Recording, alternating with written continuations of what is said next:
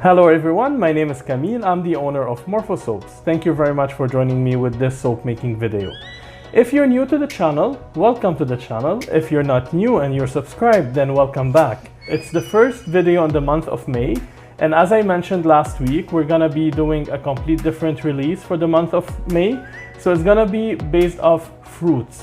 So every Saturday we will have one fruit, okay?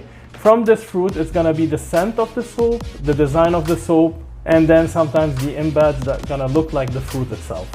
So I'm so excited for this month because I personally love the summer fruits.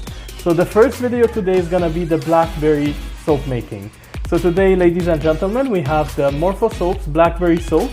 And as the name says, it's a blackberry soap. It smells like blackberry fragrance oil, and it has some blackberry embeds on top of the piping of the soap. The design is very interesting. I'll keep you to watch the video. If you're not subscribed, as I mentioned, welcome to our channel and please consider subscribing. Until next week with another fruit, I'll wish you all the best, stay safe, and I'll see you again. Enjoy watching the Blackberry Soap by Morfosoaps and have yourself a great day. Bye for now.